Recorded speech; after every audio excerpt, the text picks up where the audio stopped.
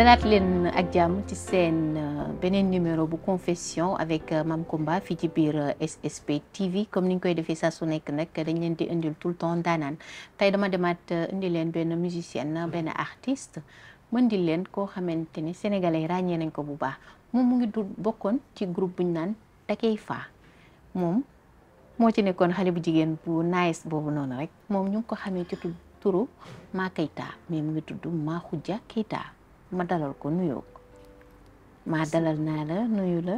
asalaamaaleykum Coumba maa ngi lay nuyu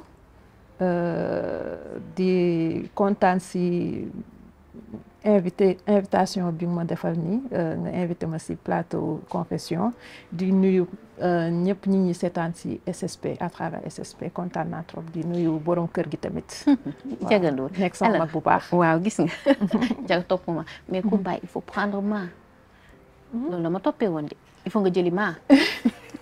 ñu ne ko indil naa la maa tey. voilà macha allah macha allah. alors ñun am nañ mbégte ak contentement bu baax. ci dalal la ci li nga xamante ne moom mooy confession. da ngay confession wu tey. amul na boo de. ah bon yi si suuf ak yi ci kaw yëpp la ñuy génnee tey. waaye balaa may dugg ci loolu. dañu nekk fi nga xamante ne moom mooy House of Bakaro. ñoom ñu ngi nekk fii nii ci route des Almadies. souvent di suñu ay partenaires ñuy ñëw si seen ay locaux. di fi tourner li nga xamante ni moom mooy confession. ñoom nag dañu am lu ñuy baaxoo def mooy dañu offrir à chaque fois sama invité ay cadeaux. tey mais ñi baax nañ ci. ah oui. nag ñu baax nañ yoruñu n'importe quel produit nag produit yu baax yu originaux la ñuy jaay. macha allah déjà seen cadre bi dafa chic. déjà nga ñëw toog déjà kontaan ci seen accueil. seen accueil ñu def ñu nii génne nii je sais vraiment pas quoi dire. ah oui nii lañ fi nekkee nag vraiment ku ma indi rek ñu joxal ma la cadeau ba ñu kontaan. Donc, merci beaucoup à House of Bakaro. Merci pour les lieux, mais également merci pour les cadeaux que vous offrez aux invités. Alors, Ma Khoudia Keita. su ma la waxoon nga présenté ma sa bopp loo may wax. Ma Khoudia Keita damay def comme élèves yi rek. waaw habitude élève laa am nag. Ma Khoudia Keita sénégalaise 36 ans.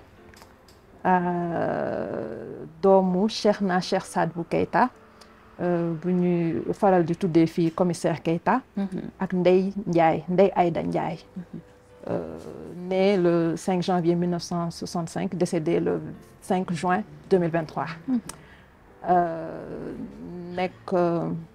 nekk aussi xale bu juddu le 2 avril 1988 à Kaolack juddoo Kaolack mais ñëw Dakar directement. waaw parce que Kaolack moom malheureusement juddu rek laa fa am ak yooyu noonu sama mbokk côté yaay yu bëri Kaolack lañ nekk. alors juddoo Kaolack ñëw directement Dakar. loolu mooy maanaam defoo sax Kaolack ay mois wala. non bon je dirais ay 1 an. nga quitté Kaolack ñëw Dakar. parce que man sama papa commissaire la woon. il servait à Kaolack quand je suis née là-bas. oui et après. En 1990 yooyu noonu ñu affecté ko commissariat Plateau. après si lañ ñëw directement Plateau je crois samay 1 an anniversaire 1 an 2 ans Plateau lañ ko fêté woon. waaw ban souvenir nga am ci sa enfance. yii man bon puisque j'ai une bonne mémoire. souvenir yi dafay bëri. j'ai eu une enfance bon sur le plan familial une enfance normale. parce que c'était une enfance aux côtés de mon père et de ma mère. Et tout ça, une enfance où j'étais presque tout le temps avec mon père.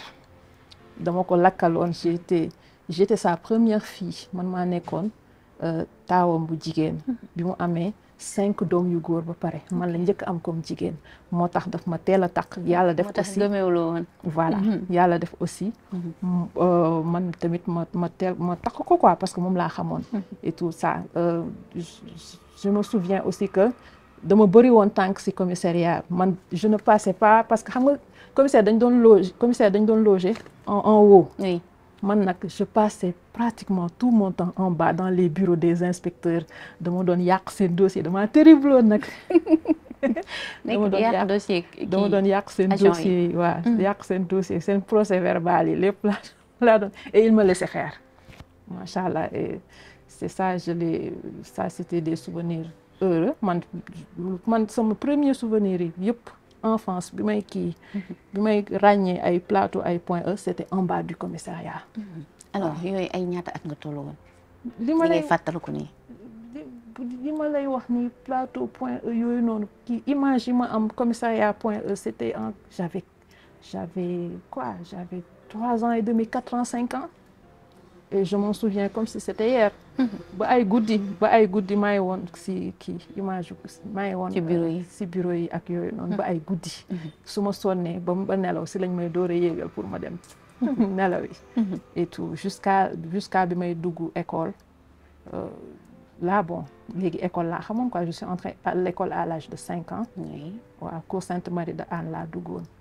et tout ça première fois bi may dugg école maa ngi fàttaliku dañ ma dugg ci classe bi après j'ai eu le réflexe de suivre mes parents ils m'ont laissé faire léegi deuxième jour bi mooy jour deuxième jour école bi ils m'ont laissé là-bas maa ngi koy fàttaliku. alors donc premier jour bi say parents dañ ñu yóbbu. ñoo ma yóbbu war a dem nga topp leen. ma topp leen et je suis partie et ils m'ont laissé. oui et tout ça mais deuxième jour bi. maa ngi fàttali ba ils m'ont laissé. et non réagi. Ils m'ont laissé bon j'étais pas habituée xaw ma woon loolu c'était la première fois que ñu séparé ma am séparation. boobu noonu jooyu ma defuma dara mais quand même marqué na ma. pour te dire que j'ai pas oublié ça. voilà c'était la première fois de ma vie où je devais affronter une situation toute seule. la réalité de la vie. la réalité de la vie. voilà c'était la première fois mais je l'ai assez bien vécu bi ma wàccee après bon. je l'ai vécu defaat ko dundaat ko ba jàpp habitude bi. alors sa première fois c'est sa communion ak sa ay camarades de classe c'était comment. bon c'était bon man sama cours Sainte-Marie de Anne laa doon jàngee foofu laa amee maternelle. mais je me suis sama maîtresse yi laa njëkk a attaché wu. que kii am na sama benn maîtresse sama première maîtresse. Rosalie la kii tuub na léegi sax Amina la tudd. Rosalie maîtresse Rosalie la woon dama ko takkoon takk man moom laa gënoon a takk sax que samay camarades de classe.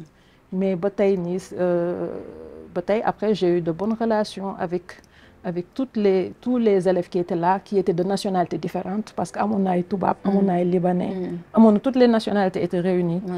dans ma classe. et j'avais d'excellentes relations ak ñoom ñëpp. waaw. D'accord alors jusqu'à tes 10 12 15 ma taxaw foofu. bon 10 12 15 parce que à 10 ans à 12 ans il y a eu beaucoup de changements même avant ces 12 ans là. yan changement la. bon parce que à 8 ans à l'âge de 8 ans. la sama papa ak sama yaay tàggoo. comprendre nga après je vivais avec ma mère kese. et toog naa ay mois parfois dama doon toog ay années du ma gis sama papa. c'était benn bouleversement bu mag la woon pour man. ci sa dund. c'était extrêmement dur. je l'ai assez mal vécu mais je ne comprenais pas mais après comme li ma wax rek man dama am capacité d'adaptation. et tout j'ai continué à vivre du mieux que j'ai pu avec ma mère et ma petite sœur. ñun ñoo doon dund ensemble avec sama yaay sama petite sœur ak sama benn tante. sama tante Tata Nafi. ñoo doon dund ensemble on a vécu pendant 4 ans parce que c'était de 96 à 2000. léegi nag bi may am en 2000 sama yaay am beneen jëkkër. mu sëy ak moom Richard Toll. après c'est la dem nag dëkki ak sama papa. loolu mooy sama entre 8 et 12 ans boobu loolu laa dund. et j'ai dû changer encore d'école parce que après si laa jógee Mariste. dem ànd ak sama papa Fatick. mu nekk beneen bouleversement ci man. ñu koy étape yuy changer tout le temps. waaw mu nekk beneen mu nekkaat beneen vie ak yooyu noonu. ma dundaat encore beneen choc daal parce que léegi ce n'était plus vivre sans mon père maintenant le problème c'était encore vivre sans ma mère. sans ta mère. waaw me séparer de ma mère parce que loolu beneen choc la woon quoi. et tout bon je je l'ai vécu tant bien que mal, avec son lot de bonheur et avec aussi son lot de sacrifices. C'est comme ça que je peux l'expliquer. C'était quoi le sacrifice? C'était quoi exactement? Bon, parce que moi, j'étais à l'autre bout, j'étais au centre du Sénégal. C'était plutôt géographique. Oui. Parce que pour gisee ak sama yaay mu nekkoon problème ni mu gisee ak sama papa nekkee woon problème à mes 8 ans. Noonu la gisee ak sama yaay nekkoon problème à mes 15 ans. Et tout. benn yoon laa ko doon gis parfois si at bi et tout ça c'était aussi perturbant que bi may ñàkk gis sama papa parce que xale bu nekk souhaité na di gis ñaari parents wam en même temps mu jouer si stabilité mi. Tout à fait. Mais j'ai très tôt dû adapter mon cœur ki tàggat sama xol yàlla daf ma teel a tarbiya si ma adapté wu gis benn parent sans voir l'autre dafa teel a difficile ci man daal. waaw. Alors loolu noo ko doon dundee exactement. Bon, au début, je vais être direct. Oui. Au début, j'étais en colère. Comprendre nga du ma ne dama jàppaloon sama yaay sax mais j'étais en colère quand même. J'étais en colère, je ne comprenais pas et tout ça. métti woon na trop parce que koo xamante ne ñoo doon voyager ndoo sama papa ñoo doon voyager ndoo ensemble ñoo doon bu doon dem ville même bu doon régler ay affaires maa ko doon gunge. J'étais tout le temps dans sa voiture, j'étais tout le temps dans son bureau. ak yooyu noonu. Après ma demaat ba beneen moment gisatuma aussi sama yaay. J'étais avec mes frères, j'étais avec ma tante. Mais xam nga yaay mënoo ko remplacer. Tout à fait. Donc c'est impossible. Comprendre nga am na ay affaires yoo xamante ne sa yaay moo ko mën a def si yow. Et tout ça ce n'était pas forcément vraiment là. Et c'est quand tu revois ta mère et quand tu revis avec ta mère que tu te rends compte qu'il n'y avait pas tout ça. Au moment, tu peux ne pas t'en rendre compte. Mais c'est après que tu t'en rends compte que am na yoo xamante ne il y avait des choses qui étaient... Parce que ay góor rek ñoo man entouré woon. waaw. Samay mag yu góor rek j'étais tout le temps avec eux. Quand j'avais des habitudes garçonnières rek yooyu noonu. Même si mënoon naa ay liggéeyu kër ay kii et tout. Mais j'avais des habitudes très garçonnières. léegi nag bi ma commencé kiiwaat nekkaat dëkkaat ak sama yaay encore la door a réveiller jigéen bi nekk si man. noonu laa ko mën a expliquer. la moo indiwaat transition boobu ba nga dem dëkkaat ak sa yaay. Bon ça avait plutôt c'était une décision que man maa dem ba am ressentir besoin rapproché wu ci moom. Comprendre nga te je l'ai fait li ma ko yéex a def moo ma métti waaw je l'ai fait trop tard parce que j'avais 29 ans bi may dellu si sama yaay dama jékki-jékki rek am besoin boobu déjà avant loolu sama maam dafa gaañu woon en 2016 loolu après loolu moo ñu gën a kii rapproché ba tey nekkuñu woon si même dëkk yi encore mais ba tey loolu moo ñu rapproché mu rapproché ba nag ma ressentir besoin wu dellu ci sama xaw ma sax mënuma la expliquer lii ak lii moo tax après ma ressentir besoin wu delluwaat ressourcé waat de la présence maternelle. Alors je vais être un peu indiscrète si question boobu mooy pourquoi quand elle partait bi mu amee beneen borom kër pourquoi bi muy dem yóbbaalewu la alors que yéen ñi na dëkkoon. Parce qu'elle voulait pas que je quitte les cours Sainte-Marie boobu. Ah d'accord. waaw elle tenait à ce que je reste parce que elle a sacrifié moom le fait que ma nekk une personne atteinte d'albinisme. moo tax mu dugal ma ci école boobu parce que da doon bañ ma dugg ci école publique yi qu'on me fasse sentir ma différence. Tout à fait.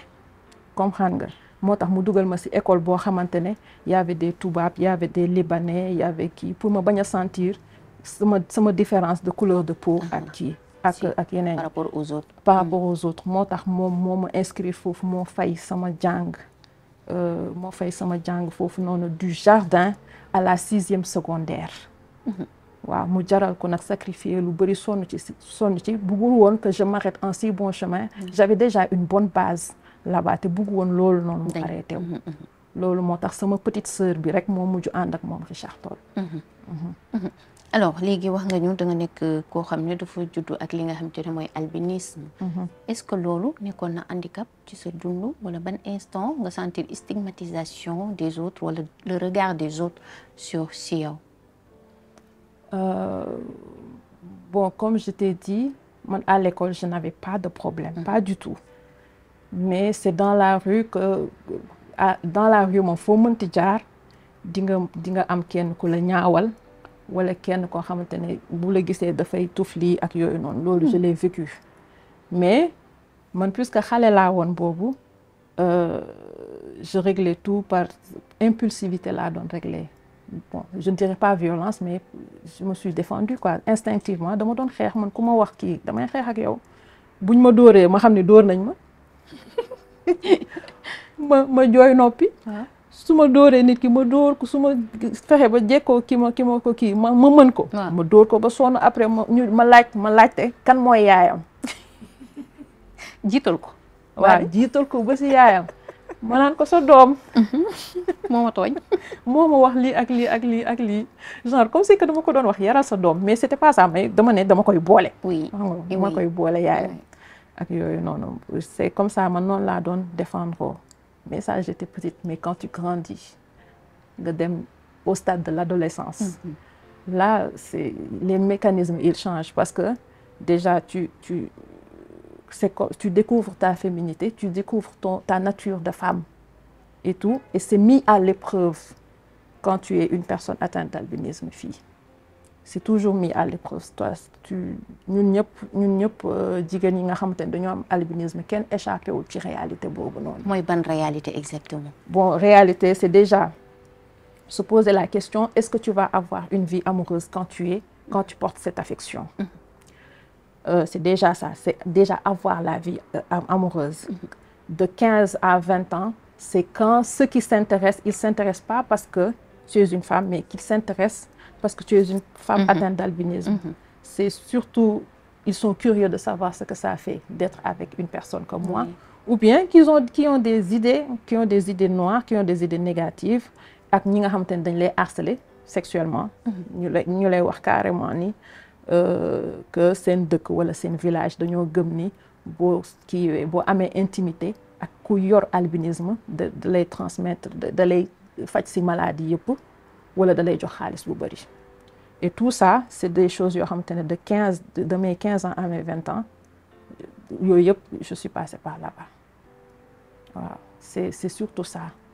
waaw ñun noonu lañ koy dundee te ñun ñëpp albinos yi nekk Sénégal yu jigéen yëpp dund nañ loolu noonu. C'est allé jusqu'à quel point en fait ces violences-là? Bon, man ce que j'ai vécu personnellement parce que benn yoon laa am mauvaise expérience. Je veux dire, j'étais pas effrayée mais j'étais embêtée noonu laa ko mën a expliquer parce que bu may njëkk a dem université di xool sama tour ci sama liste d'orientation may ñibbi nekkate am na ku ma topp buntu université ba fi ñuy jëlee kaar yi dem Wakaam. comprendre nga nekkate topp na ma kooku du woon sénégalais mu topp ma ça va bien nanana commencé di ma def ay avance dama tiit c'était la première fois musuñ maa def avance de ma vie comprendre nga. Commencé di ma def ay avance xaw ma lan ceci cela ak yooyu noonu ma ne ko ay sëñ bi man li ngay wax man xale laa li ngay wax intéressé wu ma. comprendre nga mu ne ma diw laa tudd nana ni du kii nii je viens de tel pays du ma wax pays bi. pour ne pas créer un incident diplomatique. Sénégal ak beneen pays.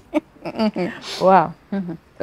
léegi après mu topp ma man foogoon naa ni bi ma ko semé après je l'ai semé ba jël sama carte. Pour man échappé naa. oui. mooy ñëwaat jàng si jóge fac lettres parce que boobu maa ngi woon fac lettres département anglais. mu gisaat moom nekkate ñoo jàkkaarloo faculté parce que fac lettres ak fac science ñoo jàkkaarloo c'est un scientifique loolu moom ci gën a métti. mu toppaat ma encore et tout moo wax ko mu bàyyi ma. ñu tegaat si 2 semaines. ma demoon parce que dama amoon curiosité lettre laa ne ko mais dama amoon curiosité xam cours droit nu mu mel.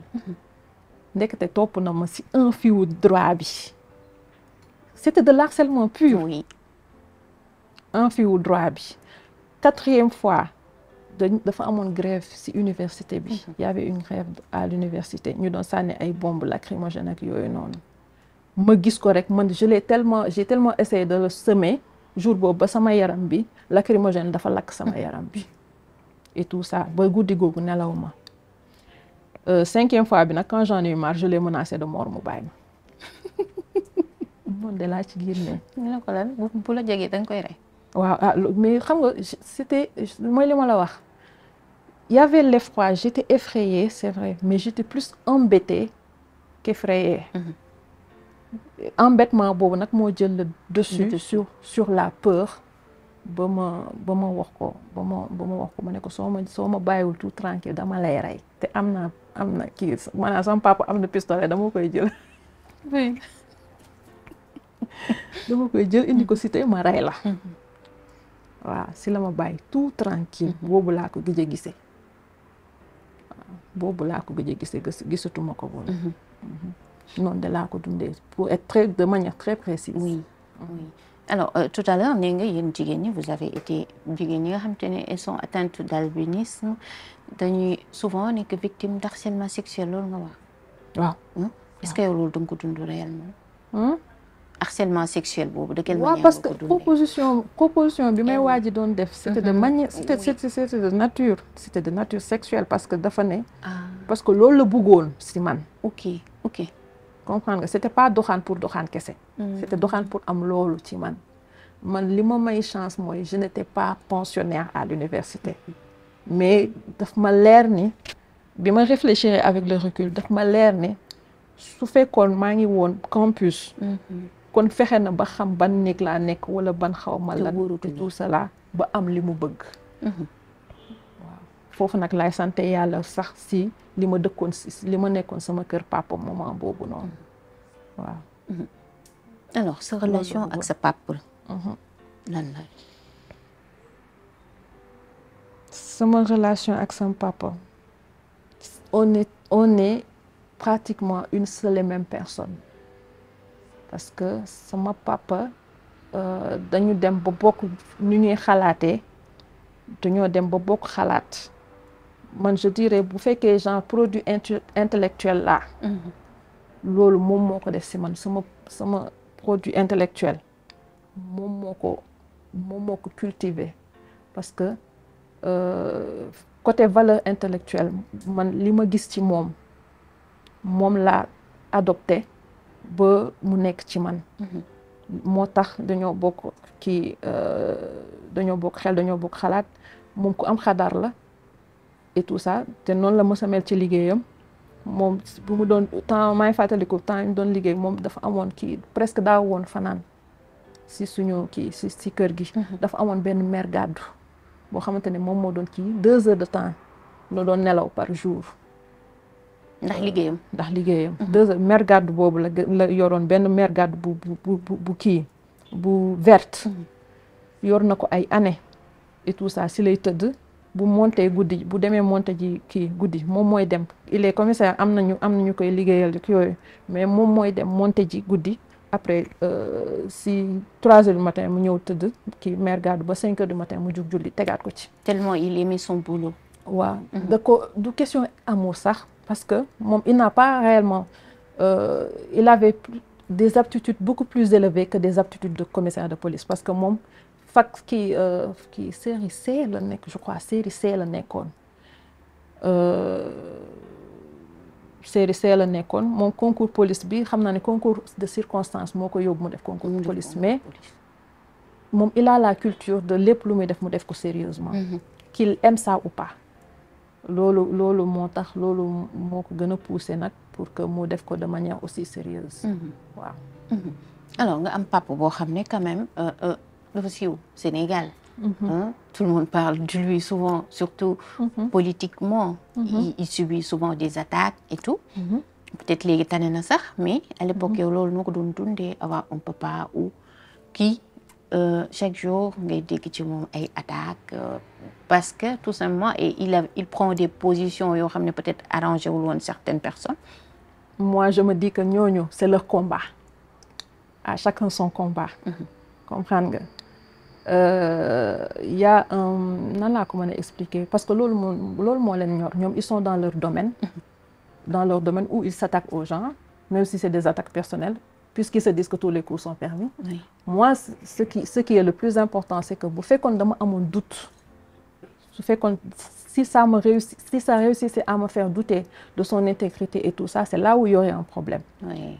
Mais ça ne me fait pas douter, ça m'a même pas une seule seconde fait douter de la personne qui m'a mise au monde, de la personne qui m'a élevée jusqu'à mes 36 ans. Bu doon sax daf ma douteloo foofu lay problème di amee mais nit wax loo xamante ne c'est carrément pas vrai. Man loolu musuma ci kii moo tax je me dis que c'est seen combat la ñoom ku nekk ak ñoom da leen ñor au point de ñu yëkkati micro wala yëkkati clavier wala ceci cela pour wax lii ak lii ak lii.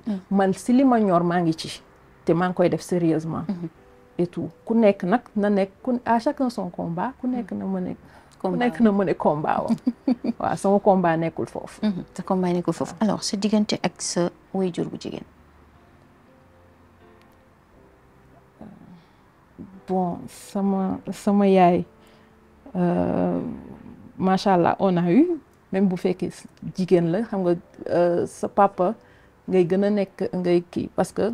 Doom bu jigéen toujours papaam mais j'ai eu aussi d'excellentes parce que xam naa ni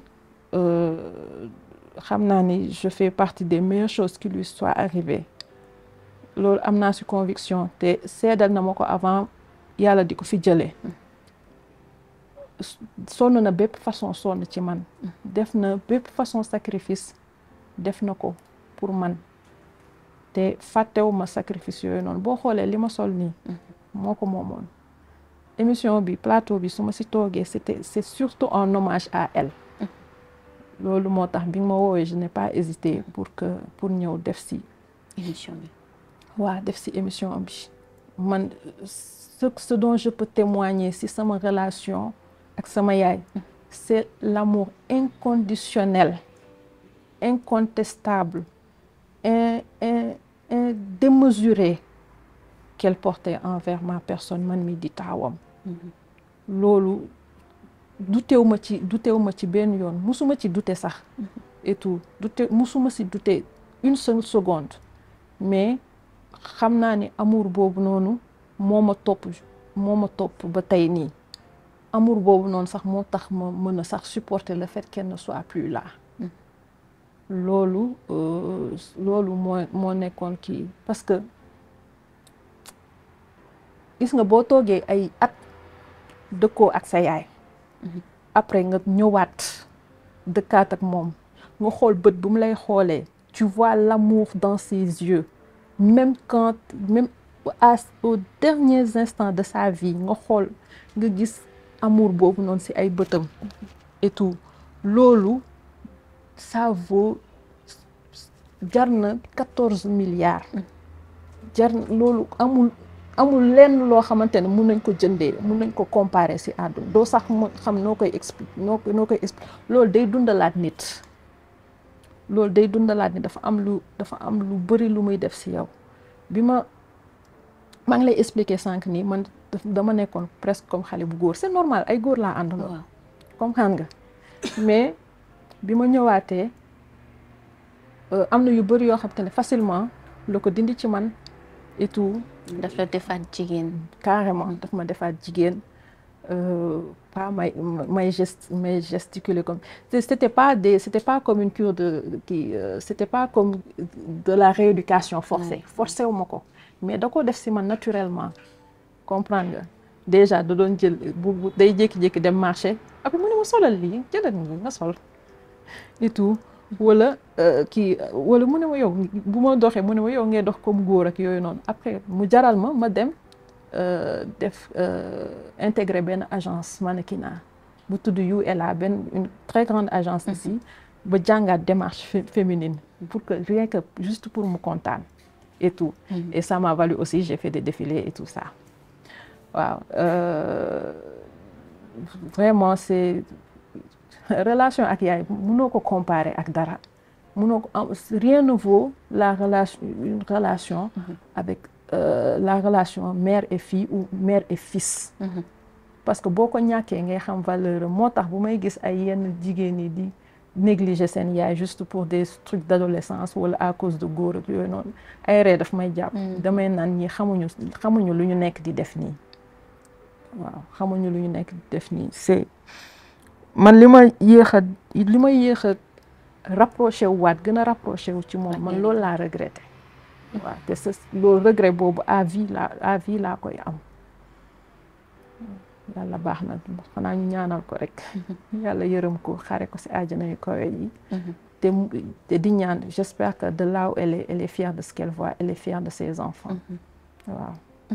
alors mu wan la ginnaaw mu tudd la.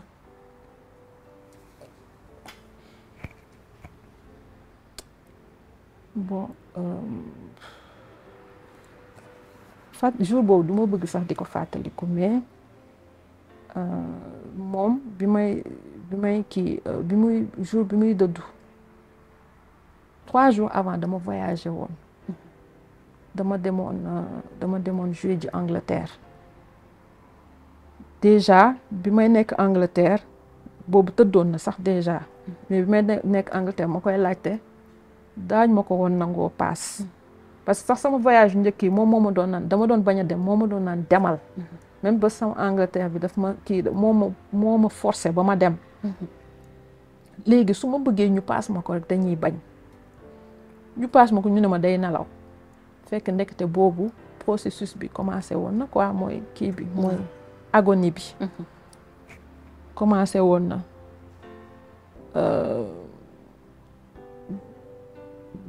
bi ma ñibbisiwee nag et tout la door a rendre compte bi ma gisee kanam gi changé et tout man au fond je savais que c'était ça je savais que c'était ça C'était le moment. mais tu ne l'acceptes pas. Exact. comprendre nga doo ko sa xol du ko accepter ñu dawal un jour ñu dawal jeudi laa ñibbisi woon vendredi samedi dimanche ba tey ñi ngi dawal ba tey mi ngi gën a dem yoonam mais maa ngi doon gën a ñàkk accepter ni sama yaay mi ngi doon dem léegi nag ma continuer di ñaan kurus bi ak yooyu buñ ma bëggee génnee infirmière buñ ma bëggee génnee néeg bi sax damay bañ ma doon bañ et tout ça léegi nag suñ ma génnee forcé ma toog si buntu néeg bi bañ a bouger et tout léegi nag dimanche bi ñu forcé ma ba ma dem tëddi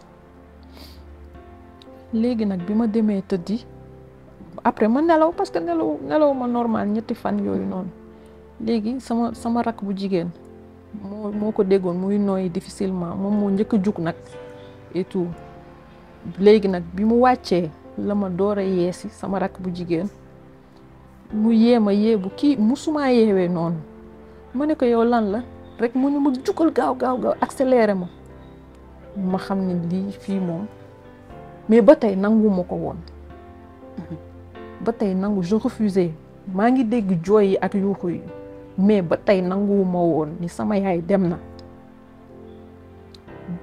dugg naa si néeg bi parce que elle est décédée chez moi dugg naa si néeg bi gis naa ko mu tëdd gëmm ak yooyu noonu endormi ba tey nanguwuma woon ni sama yaay dem na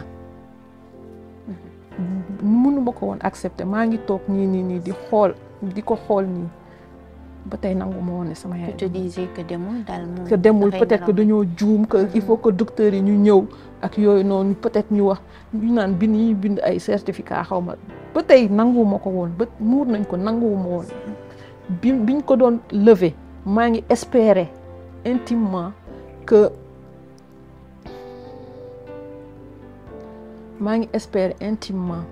que mu yeewu mu wax ni que dara jotu ko tout ça. Mais bon ma continuer rek dafa mel ni dama nekkoon dans un état second. mais quand même yàlla may ñu taxaw ak yooyu noonu ñun ñoo ko man ak sama petite sœur ñun ñoo ko sang ñoo ko lever ñoo ko defar ba mu rafet ñoo ko bi ñu demee aussi avant kii bi avant enterrement bi ñoo ko defaraat encore ba mu rafet ba moment boobu noonu je refusais mais bi ma xamee bi xale góor yi ñëwee pour jël si ko si la réaliser ni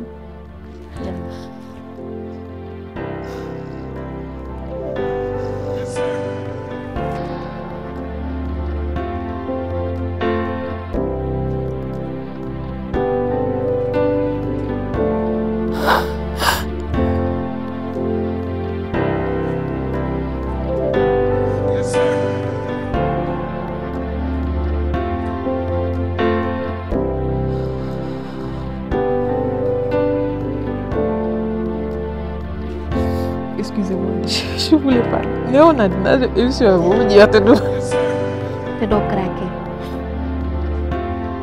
àdduna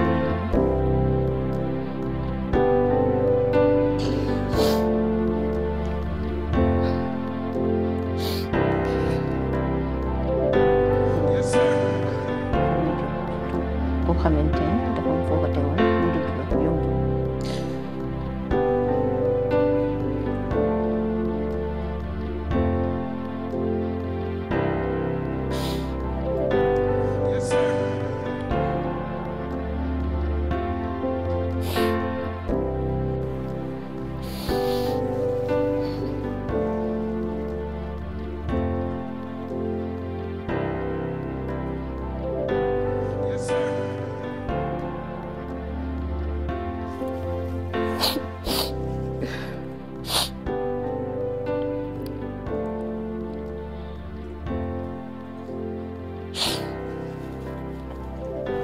xol bu bon laa am nag d'habitude du ma jooy mais tey moom sama yaay moom maanaam sa xol dafa dëgër da nga dund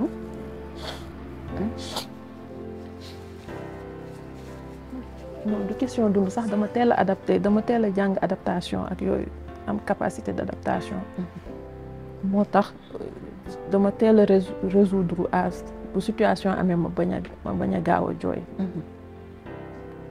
waaw sama yaay rek moo mën a yëngal sama yaay rek moo mën a yëngal sama dënn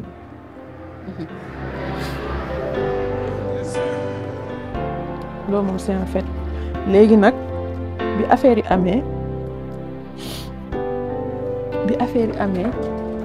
ba enterrement bi si guddi si man ak duma ko mës a fàtte man ak sama rakk ñoo jugandoo même heure man ak sama rakk ak sama meilleure amie ñoo nekkoon si lal bi man ak sama rakk ñoo jugandoo même heure ma ne ko booy nelawoo mu ne ma nelawoo ma ne ma ah kon yow tamit nelawoo ah ni ñuy nelawee tamit si lañ door a réaliser nag ni lii moom the game is over fii lañ réaliser ni c'est terminé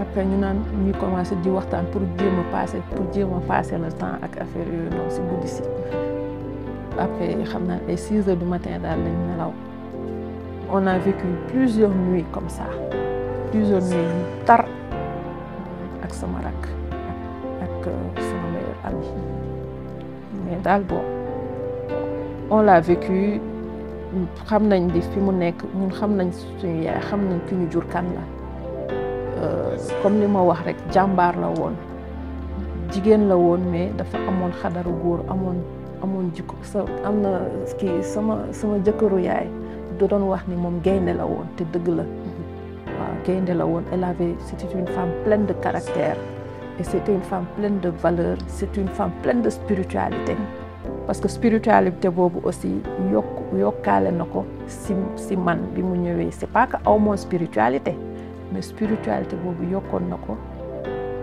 ko si man bi ma ko rejoindre waaw di ko ñaanal rek yàlla ñun suñu xel dal na si moom mais dañ koy gën a ñaanal rek yàlla gën ko taxawu fi mu nekk. waaw ñun tam ñuy ànd ak yow di ko ñaanal yàlla yeesal yërmande ci kawam saa su nekk alors Maketa et la musique, comment c'est venu? Bon, moi, je suis issue d'une famille, je suis issue de parents, plutôt, de parents mélomanes. D'un père mélomane plutôt, ça, je dirais. Sama papa, wax naa la dañ doon ànd di voyager affaire yooyu noonu bi ñu doon ànd voyager nag si la doon ay musique yu waane la doon teg ay Dire Straits ay kii ay soul music la woon daal waaw ay soul music ay xawma ay James Brown ay UB40 man kii UB40 bi may am 4 ans xamoon naa leen ay Jerry Rafferty bi may am 3 ans xamoon naa Jerry Rafferty Jerry Rafferty laa ko doon wax papa tegal ma Jerry Rafferty waaw et tout léegi kii je dirais mélomanie boobu da ko contaminé doomam yëpp comprendre bi mu ko contaminé doomam yi nag am ñi nga xamante ne ils ont voulu faire de ça leur métier waaw leur métier je n'ai pas été la première à vouloir faire de la musique sama aîné yi ñoom ñoo njëkkoon a bëgg def musique ñoo njëkkoon bëgg def musique et tout loolu c'est sax influence boobu influence am moo ñu gën a poussé à ce que ñun man j'étais dire pratiquement la dernière à vouloir faire ce travail là waaw aussi du suñu famille kese mais suñu génération Keita génération ñu bëgg aar lañ y a un grand rappeur qui old school bu Sénégal bu tudd Prési sama papa ak yaay ñoo bokk ndey ak baay c'est un grand qui a sorti 2 albums ici qui est rappeur yu mag yi ñëpp xam nañ ko kooku kii sama jëkkër sax laa koy tuddee parce que ma ne ko sama jëkkër yoonu yàlla la voilà pour te dire que ñun naturellement yàlla dafa def kii dafa dugal naturellement musique si suñu cercle familial waaw loolu mooy histoire bi léegi nag bii sama grand frère kii mooy Jacques moom moo njëkk a def musique dans les années 90 di def ay rap di accompagner ay groupe et tout ça léegi nag ñeneen ñi sama yeneen frères yi topp petit à petit ñoom ñëpp commencé léegi nag sama papa moo influencé pour que bu fekkee ñoom dañu bëggoon def musique de manière sérieuse nañ jàng instrument loolu moo leen poussé ba ñu commencé di jàng instrument de musique léegi loolu bi mu amee moi aussi j'ai eu envie man xam nga dama fan woon sama mag bi léegi nag man dama ne woon léegi lépp lu muy def rek dama koy def mu woy ma ne damay woyantu j'ai une mauvaise voix mais ma ne damay woyantu mu guitare mu kii commencé def guitare ma ne pas léegi kii guitare lay def damay dem defi guitare ak yooyu léegi nag à un moment y avait il a voulu xam nga commencer nag carrière am de manière sérieuse carrière am moom de manière sérieuse et puisque sama yeneen frère ñi ngi doon jàngantu instrument aussi ils ont rejoint léegi man je n'avais pas forcément envie moi je voulais juste être comme mon frère man loolu moo ma kii woon loolu moo ma poussé woon à ce que ma commencé di woyantu di bëgg jàng def instrument ak affaire yooyu noonu mais sama papa moo ma suggéré que ma jël guitare basse comprendre nga au début je ne voulais pas parce que dafa métti man je savais xamoon naa li ma doon xaar c'est un instrument masculin déjà dégg ko nii mun na agresser sa nopp sax avant ngay xam saveur dëggantaan bi ma ne lii ay coono la may indi maa ngi jàng déjà boobu maa ngi doon def terminal ma ne ko bëgg boole jàng bi ak instrument bu difficile classe d'examen ak instrument bu difficile au début je voulais pas mais xam nga sama papa il a l'air d'être convaincant comprendre nga waaw il a l'air d'être convaincant en plus commandement bi kii teg ma pression ma ne ko acca amul problème ma commencé jouer bi ma commencé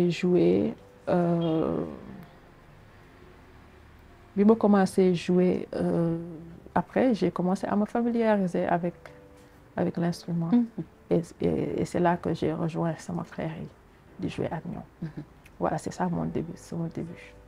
Alors Souma Keita nekkul woon musicienne, elle serait quoi?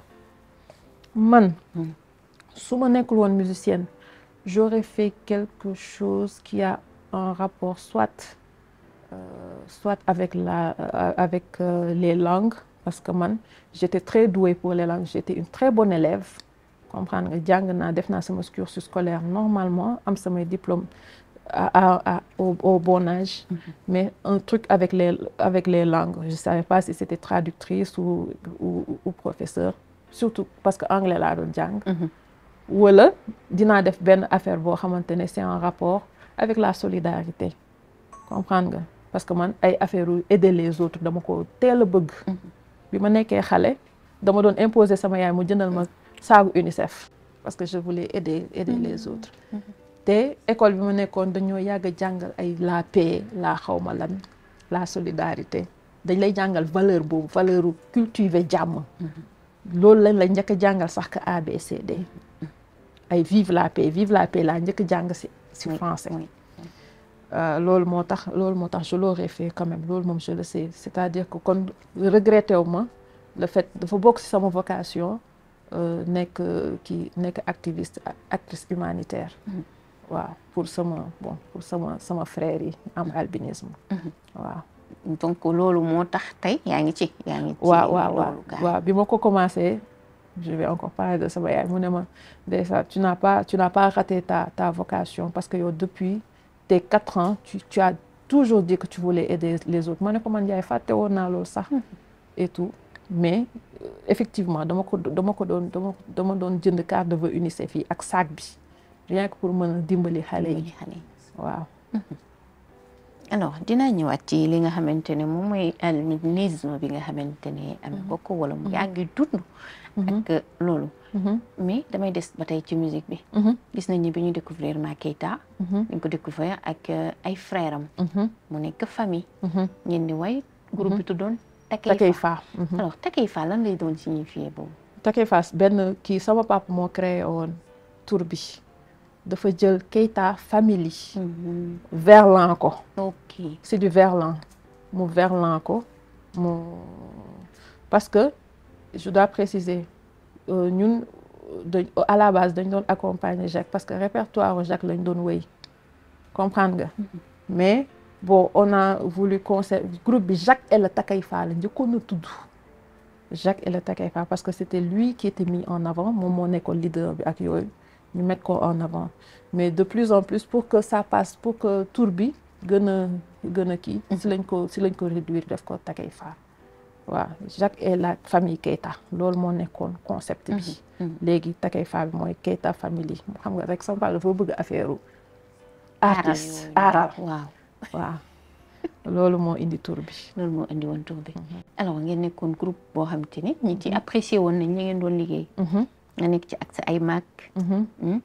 comme ni nga ko waxee Jacques moo nekkoon au devant. ñu koy dégg ne groupe bi tas na alors que yéen c'est la famille loo leen bokkoon déjà. bon. loolu leen bokk sax laay wax. lan lañ bokk ba c'est une famille. waaw comprendre nga. mais famille bi nu mu demee. on est une famille ñoom. bokk ndey ak baay da ngeen bokk papa c'est quoi. papa lañ bokk. waaw man maa bokk bon man.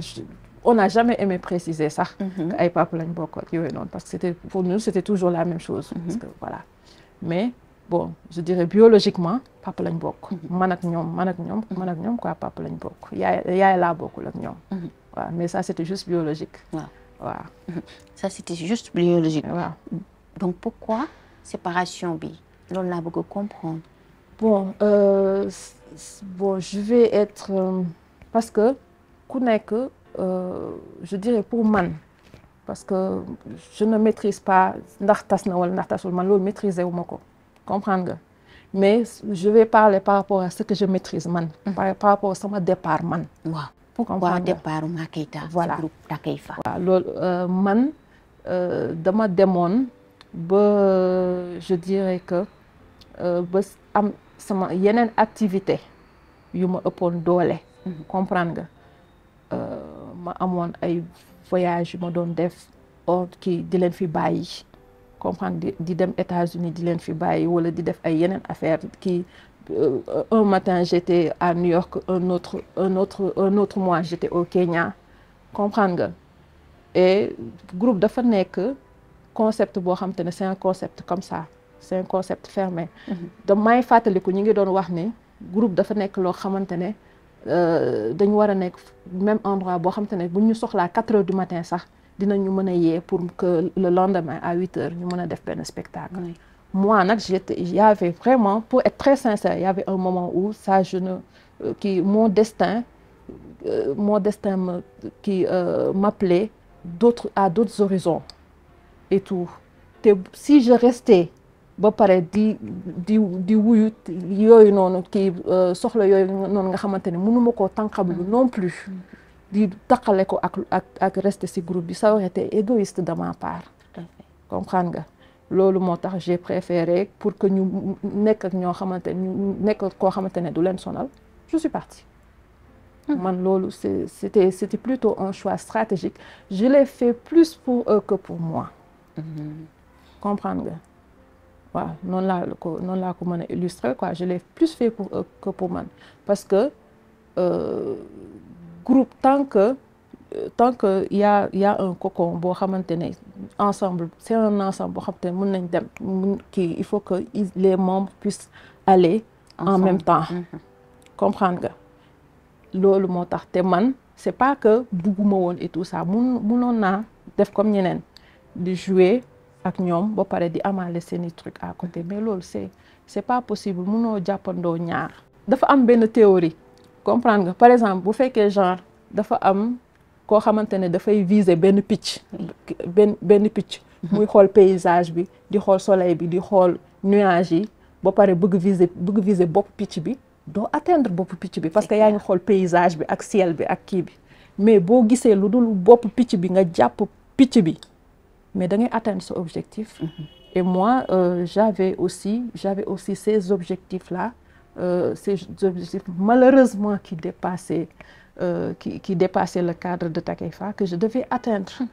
Et pour bañ leen handicapé, il fallait que je parte. C'est pourquoi je suis partie. Alors bi ngay dem créé wul benn yàqu-yàqu seen ay diggante?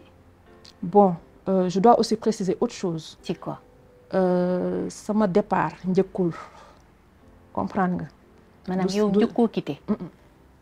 Parce que Doko me disait que c'était en fait Doko wala ñenn ñi ñu ngi naan chat moo tax groupe bi tas wala tasu leen. Loolu de je ne pense pas kii. Au fait moo tax ma ne la tas bi maîtriser wu ma ko. Comprendre nga, man sama départ laa maîtriser. Comprendre nga. Man sama départ, avant sama départ, il y a eu deux autres départs. Un départ si membre en tant que musicien, par respect, je vais pas les nommer, comprendre nga. Et un autre membre de la famille, mais qui fait partie du staff. Comprendre nga. Il y a eu ces départs avant mon départ, et ces départs ont été bien accueillis et tout ça. Après moi, je suis partie.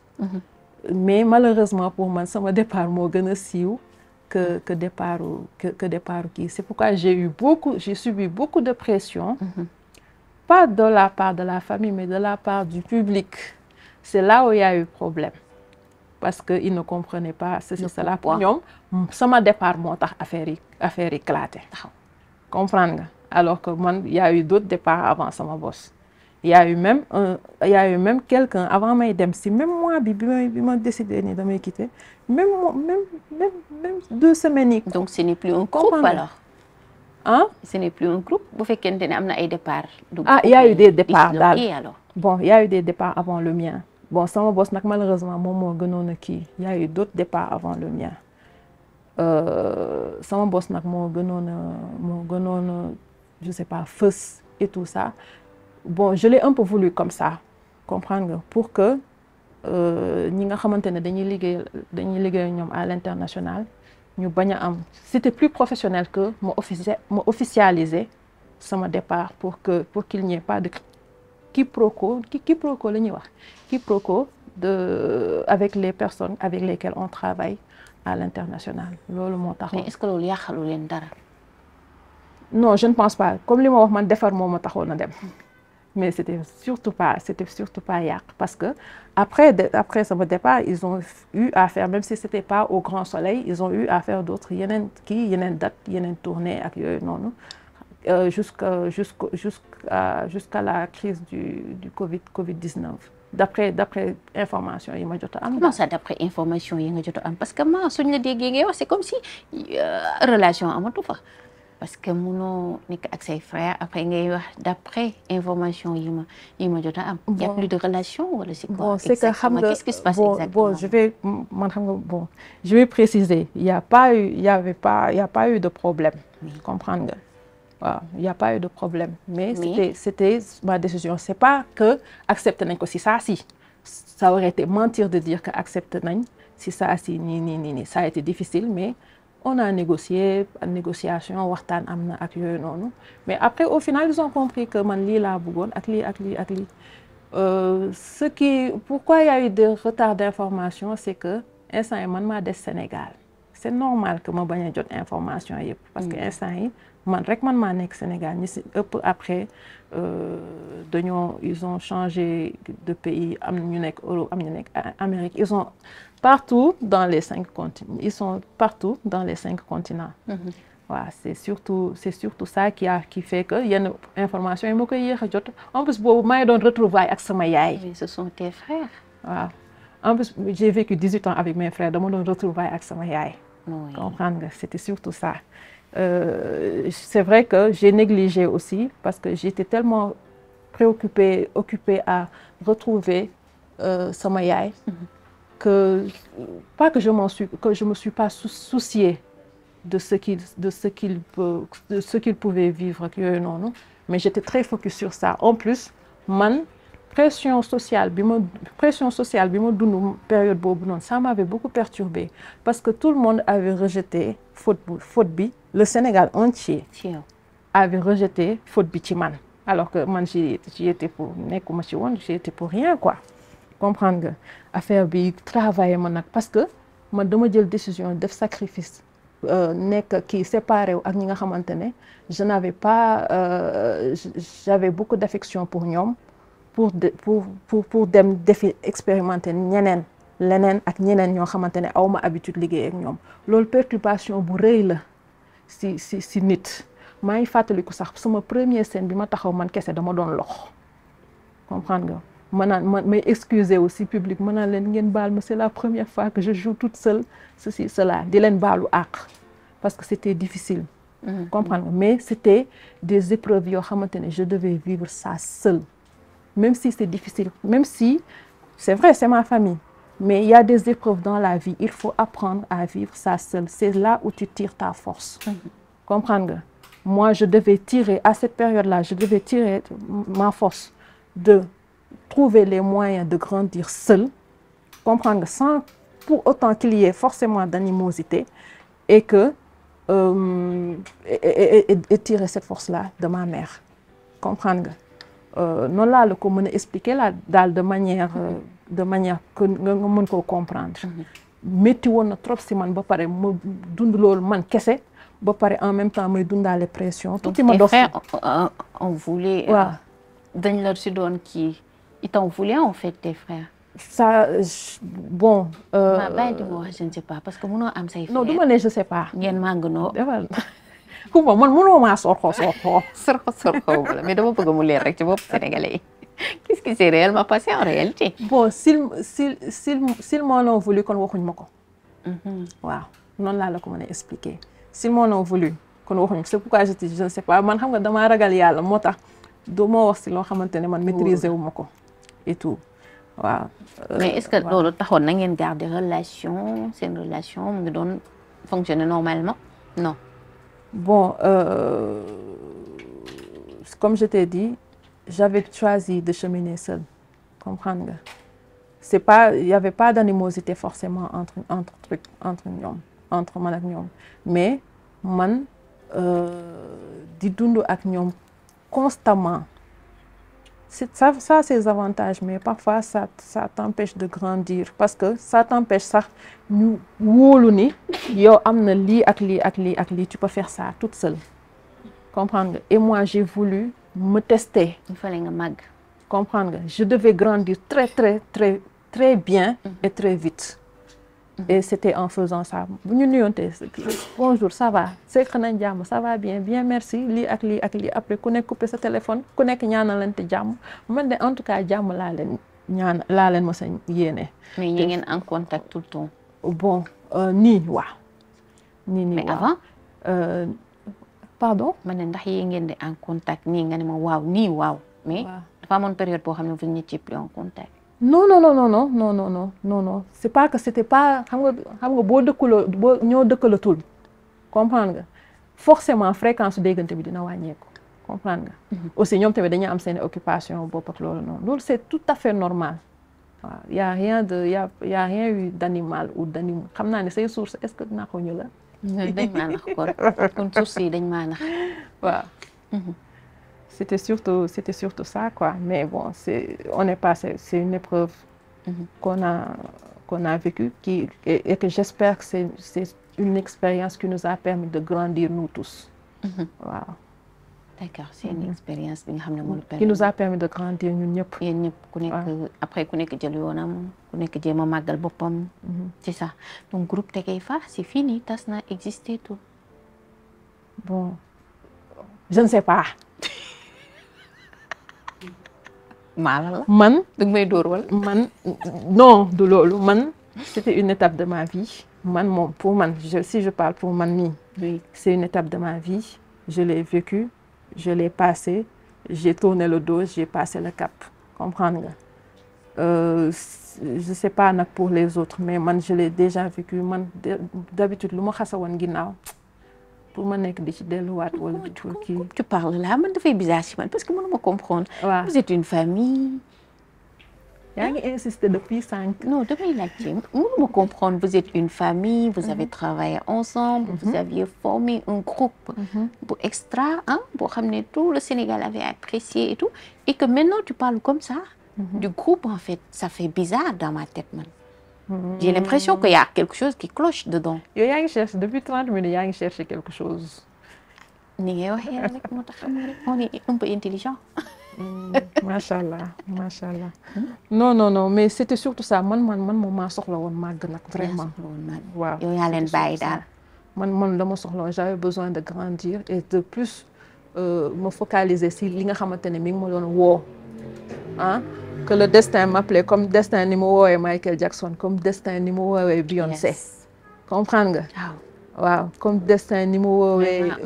Beatles yi àndoo ak ñoom si destin boobu tax yóbbaale woo leen. dama leen naroon diisal rek. déedéet ñoom ñoo la naroon a diisal donc. non man. yaa leen naroon diisal. waaw man. comment ça artiste nga les gens t'appréciaient peut-être yow yaa defoon particularité sax ci biir groupe. waaw mais aussi. man ma vie am na benn moment ça ne s'arrêtait plus à la musique wax expliquer naa la. ne la parfois dama doon voyager di dem ay États-Unis ay mois di leen fi bàyyi. comme xam nga di dem Kenya am na benn boo xam te ne dama dem kii waa Nations Unies ñoo ma woo ne ma foog nga dem Kenya pour xaw ma lan pour kii albinisme. kii affaire albinisme. mënu ma ko woon boole ak di toog si benn groupe tamit après ñu ngi toog di ma xaar loolu moom. xam nga loolu moom xel sax mottaliwu ko. waaw soit laisser sama activité yooyu noonu continuer soit c'était continuer et sacrifier plein de choses. su ma continuer woon ak ñoom nii si lay animosité di am. waaw parce que dinañ dem ba à un moment duñ comprendre que dama leen fii bàyyi di sacrifier kii et tout ça ba pare loolu ce serait loolu mooy comme li ma wax dama naroon égoïste. loolu moo taxoon. waaw am na sens nag am na sens. am na sens kay. waaw kay am na sens kay. alors ma. oui sa muuraay bi lan la. bon ñëwuma rek décider ko bon non pas que ñëwuma rek décider ko c'est un long processus. yow xëy rek muuru donc ibaadu nga. non duma ibaadu nag. lan nga. ngay sellal rek. voilà kese mais man taalibe Baay laa. waaw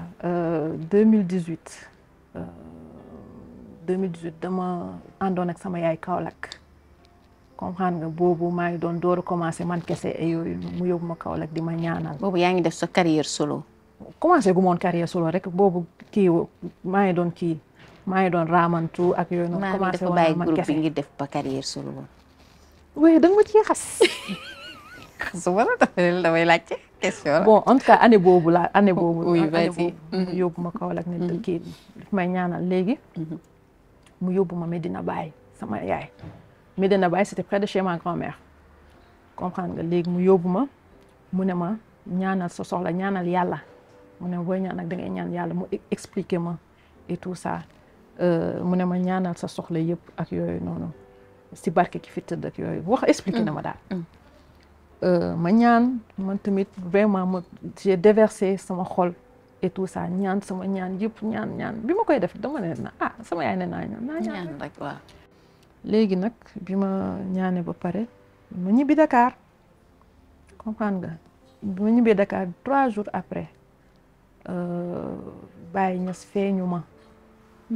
comprendre nga. macha allah. léegi nag bi ma feeñoo ak yooyu bi ma feeñoo daal am na feeñu ma si anam yu kii yu bu leer nañ bu amul werante ak yooyu mu wax ak man. bon boobu laa xamee ni sama voie spirituelle. si Baye Niass ka taalibe boobu je savais que un jour ou l'autre dama war a nekk taalibe Baye. après nga jël werd. waaw mais 2 ans après laa ko jël parce que dama ko wax sama oncle mais sama oncle il était loin il était à Kaolack j'étais à Dakar mënu ma woon assister kii yooyu. yàlla def 2 ans mu teg si sama yoon benn waay comprendre nga boo xamante ne c'est une personne. Je vais préciser c'est une personne très importante pour man koo xamante ne ku sori ci man la et tout ma gis muy sol ay mbaxana taalibe Baye ak yooyu noonu après mu présenté woon ma cousin wam léegi cousin bi laa expliqué gént bi ak yooyu noonu ma ne ko si la comprendre man je sais daal ma ne ko je sais que tôt ou tard dama war a nekk taalibe Baye ak yooyu mu ne ma loolu force la comprendre nga da nga ko waroon def bu yàgg c'était très clair et tout. léegi si lañ waxtaan ma waxtaanaat ak waa ji ak waa ji encore ñoom ñoo ma encouragé ba ma dem. waa ji mooy cette personne dont waaw dont tu parles ki nga xam ne dafa sori lool ci yow. si man waaw. léegi si la cousin am yóbbu ma si Cheikh Abdoul Aziz Ndiaye comprendre nga léegi nag ma koy poser ay questions dem naa daal poser ko samay questions mu répondre ma poser mais rien que waxtaan nag Cheikh Abdoul Aziz Ndiaye. apaisement bi ma indil je me sentais déjà chez moi. comprendre nga. ñu waxtaan après man laaj ko ma ne ko waaw man su ma jëlee est-ce que du ma obligé di bàyyi parce que boobu maa ngi doon solaat jipp yeeg kii yeeg ba sama rakk di ci mer parce que sama rakk man dama dem entre parenthèses dama dem si sama yaay fekk sama rakk mu muuru 7 ans. comprendre léegi nag su ma doon sol yenn colin yi pour dem jouer da ko doon choqué. mais daaw ma koon faale. et tout parce que artiste nga waa tu te disais. comprendre nga waaw ma ne ko man artiste laa damay sol bàyyi ma solu yow bàyyi ma nekk rek. et tout léegi mën ne sama sëriñ léegi nag pour sama habillement nag lan laay def si cela mu ne ma noo jotewul dara mu ne mën nga jël continuer di def li nga doon def et tout mais yàlla nag daa def. bi ma jëlee affaire yi ba pare. 1 mois après moo ibbi sama armoire xool sama yére yi robe strass yeeg ma xool affaire bi soof ma yére yi soof ma commencé di jël yére yi di buddi di sànni jël mbuus yu 100 francs yu mag yooyu sànni ko ma ne yónnee leen ko ngeen maye ko. après j'ai commencé dama doon fulaar sama bopp bi rek. comprendre nga fulaa sama dama doon jël nag sama kolu rakk yi di ko remercier de passage parce que elle m'a facilité sama transition de mon style sans voile à mon style avec le voile sur la tête. moom ay kiiwam laa doon njëkk a sol après ma commencé nag di jënd samay kii. di jënd samay col ndànk di jënd samay turban ak yooyu noonu di teg sama bopp. et tout ça s'est fait c'est moo tax ma ne la c'était un très long processus daal ay années la durée. processus boobu noonu boobu voilà 2021 laa commencé di muur sama bopp man d'habitude nag damay def kii mais bu may jouer genre yi comme perruque bii nii ma kii genre wig bii nii moom laay def parce que c'est plus pratique bu may jouer di muuru classique dafay wadd ak affaire yooyu noonu loolu moo tax man j'ai opté pour bii pour lii nii bu may nekkee sur scène ak yooyu. C'est très stylé façon. waaw c'est très joli c'est beau. Merci beaucoup. et dañ lay encourager. parce que ñun ñii suñ mënoon muuru dinañ muuru. non mais du jot nag yomb man gis nga ni forcé wu ma ko. et tout man sama rakk bi moo doon forcé dégluwuma ko kon c'est-à-dire que bis bu ko yàlla yombalalee da koy yow sax da ngay jékki-jékki rek commencer di morceau te doo ci rendre compte. alors Makeita et les hommes. Bon, c'est le côté le moins intéressant de ma vie moi je trouve. Ah bon? waaw parce que man dama nekk koo xamante ne dama teel a liggéey comprendre nga les hommes c'est un monde que j'ai très tard pas connu mais dama yéex a am ay expérience véritable en matière de relation dama ko yéex a am j'ai eu mon lot de déception de mésaventures déjà parce que et de déception comprendre nga. mésaventure yi lan la woon. Bon mésaventure c'était pas sama premier sax mais benn si sama premier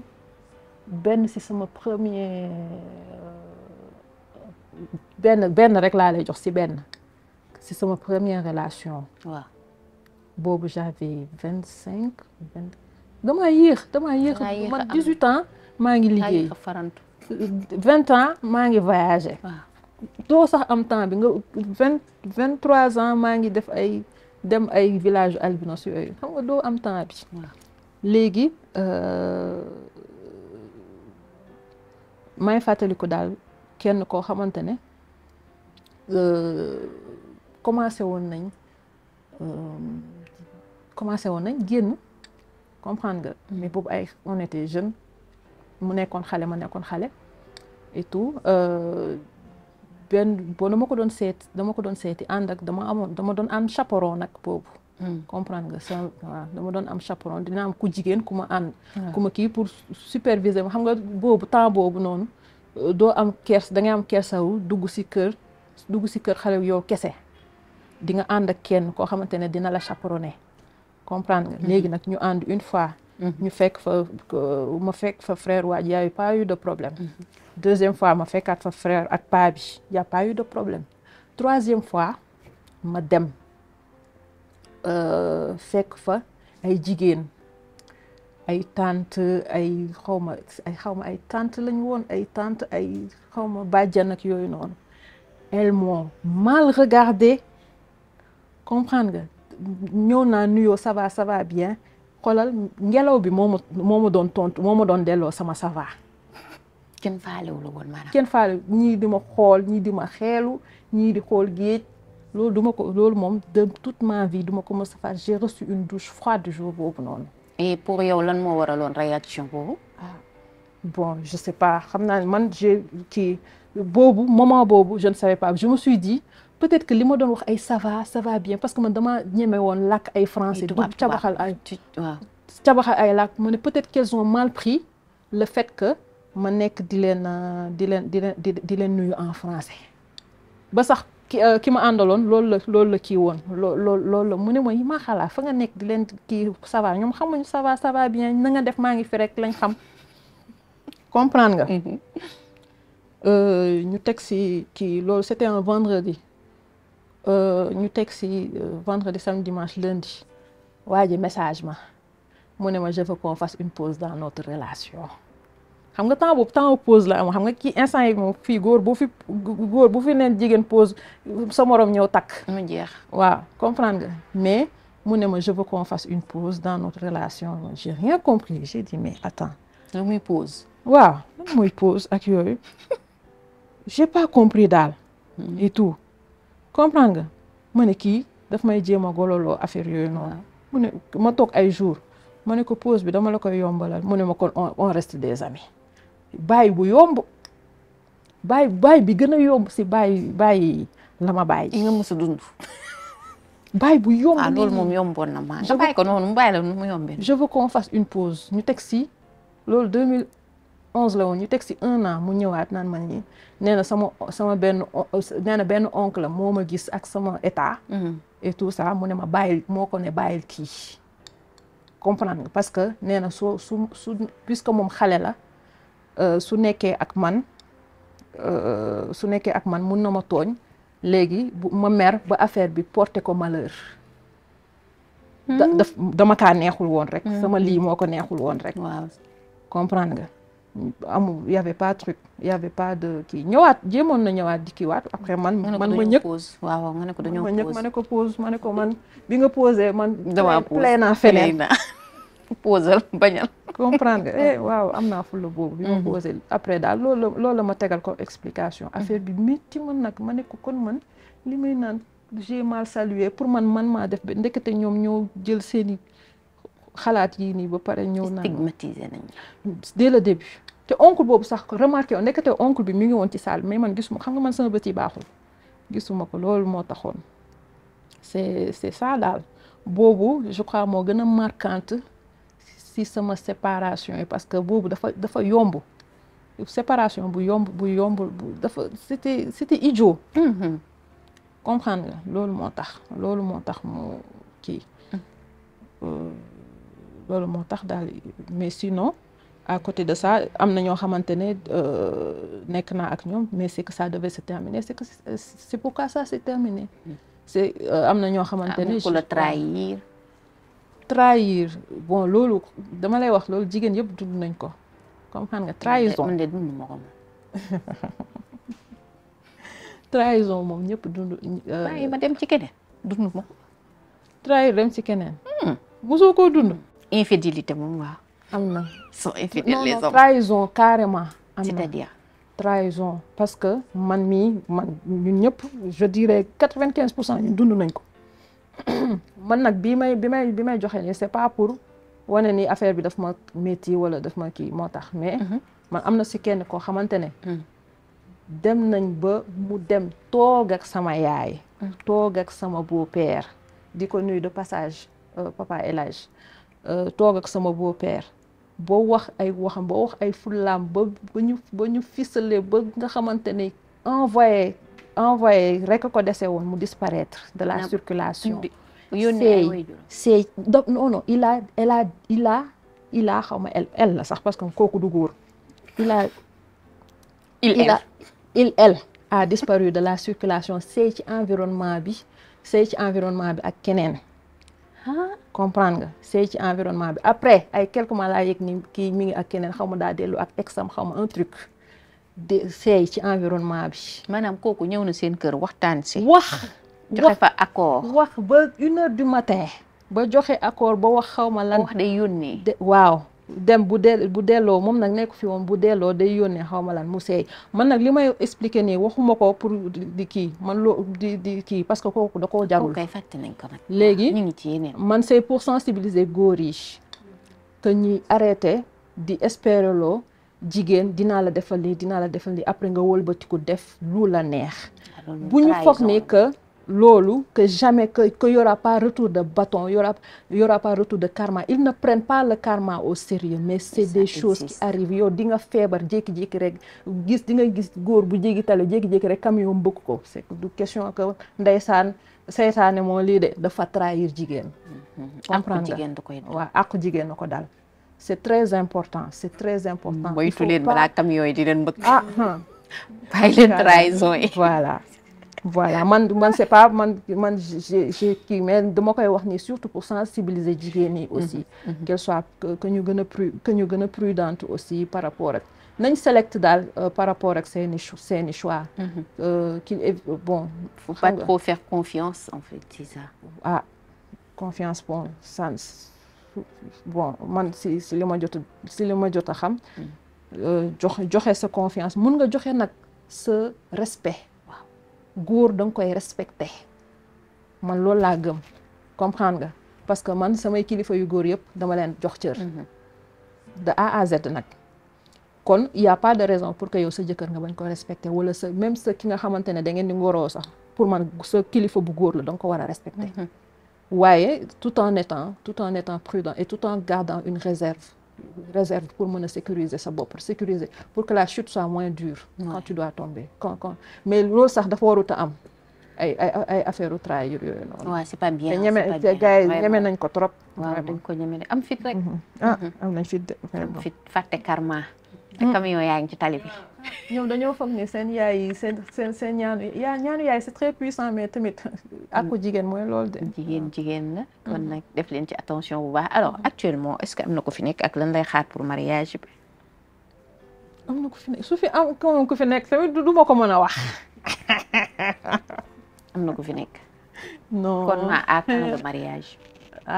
man je sais pas xam nga jigéen du maye boppam ah. jigéen du léegi ci réew mi lañ toll nii yow. jigéen du maye boo gisee ko bëgg rek nga ne ko bëgg naa. tolluñu foofu xam nga ñun nekk ñu Inde xam nga Inde jigéen mooy jox góor waru gar. jigéen mun na dem négocier ak famille góor. pour kii joxe waru jigéen mooy jox góor waru gar te. famille góor dañuy exiger cadeau bii laa bëgg cadeau aywa man su ma nekkoon indo kon maye naa sama bu yàgg. kon Inde looloo fa xew. De famille kii yàlla bu ma xew Sénégal belle famille nañuy bàyyi rek góor ñi dañu takk nag di ñu jox ay cadeau. ñu takk. voilà c'est ça mais man je trouve que lu jot yomb. waaw lu jot yomb man malgré tout ce qui s'est passé de bien ou de mal man je suis décidée à vivre le plus positivement ma vie que je sois mariée ou pas sur le plan sentimental. waaw que moi je donne spiritualité daf ma jox recul par rapport ak lu bëri man lépp lu may dund léegi positivement parce que góor itam mënoo nekk di xëccoo di xuloog moom di ça ne sert à rien. waaw parce que ñoom dañoo am tempérament wu xeexkat yow boo leen defee ñoom tamit dañ lay bëgg def lu gën a métti. te day métti nag. voilà te day métti te noo def dañ lay mën. comprendre loolu moo tax léegi da ngay kii affaire yi naxante rek ba am li nga bëgg. foofu laa ko jàpp léegi. ñu bàyyi la nga tàggoo. maa ngi remercier sama famille. Excusez-moi, je vais nommer des gens. maa ngi remercier sama petite sœur Nanou Keita di ko remercier encore di ko ñaanal yal na ko yàlla sàmm. yal na ko yàlla sutura yal na ko yàlla defal jàmm. je t'aime beaucoup. maa ngi ñaanal aussi sama papa. di ñaanalaat sama yaay yàlla yërëm ko. di ñaanal aussi sama beau-père. El Hadj Youssou Ndiaye. di ko remercier aussi si taxaw bi ma taxaw moom xoolu ay doomu jiit leen na ni mais moom doom la ma xoole amouram si man aussi c'est inconditionnel. di ñaanal aussi sama famille bi nekk Kaolack je vais citer juste sama oncle tonton vieux Ndiaye sama rakku yaay la woon asafla sama rakku yaay la. À travers lui je salue toute la famille Ndiaye. di saluer aussi toute la famille Keita à travers sama bàjjen la seule bàjjen qui me reste di Tandey Gueye Korko. voilà di leen remercier yéen ñëpp di remercier aussi sama ñi may sama yeneen groupe yi à part ñi may jouer yeneen artistes yi may jouer muy Baba Mal en premier sama papa bi que j'aime beaucoup di ko remercier di remercier Rema Diop di remercier aussi Carlou D ak Fada Freddy. comprendre nga di leen remercier ça je tiens à faire ça. di remercier Pape Lay Dieng parce que moo ma jàngal après dama jàngaat bi ma jugee Takifa dama jàngaat instrument et tout moo ma jàngal moo ma assisté pour ma gën a dëgëral sama main quoi et tout ça te moom moo tax sax ba moom moo bokk na si ñi tax sama niveau côté instrument mu gën a élevé. di remercier aussi di rendre hommage à Habib Faye. di remercier un autre bassiste qui s'appelle Itou Dieng. loolu kii artistes yu mag yëpp dinañ ko xam ak yooyu noonu. di remercier yéen internautes yi et encore merci pour l'invitation. merci à toi Ma Khoudia Keita mu nekkoon Ma Keita bu groupe woon Takifa. groupe woon. groupe woon Takeifa di remercier sama sponsor maanaam ki nga xamante ne moom moo ma solal tey lu rafet li ma sol tenue bi muy Réma Chou numéro téléphone am di 77 224 86 48 merci beaucoup ma chérie ay yére yu rafet la ma yónnee à chaque fois macha allah bëggal ma boppam lool kontaan naa ci trop et j'aime bien la tenue j'adore vraiment la tenue de remercier ñi nga xamante ne yi ngeen toogoon di teewlu li nga xam ne moom mooy confession avec Mame Coumba fii ci biir SSP TV waaye nag di remercier équipe technique bi toute l'équipe technique toute l'équipe technique su ma limee peut-être naa juum damay jël remerciement bi teg ko ci loxo ki nga xamante ne moom mooy Mor Xarma mu jottalil ma ko ñëpp ñi nga xamante ne ñu ngi doon assister ci li nga xam ne moom mooy côté technique bi parce que tey su ñuy seetaan wala su son bi jaaree yoon am na benn xale bu ndaw bu nekk ci suuf di ko gérer su image yi jaaree yoon tamit ñoom ñoo nekk ci suuf di ko gérer mais tamit pour la coordination Choupa nekk ci pour la production muy Ndiaga Ndour comme d'habitude ñëpp am di yéen ñëpp yee ngeen ci biir kontaan jox leen dig daje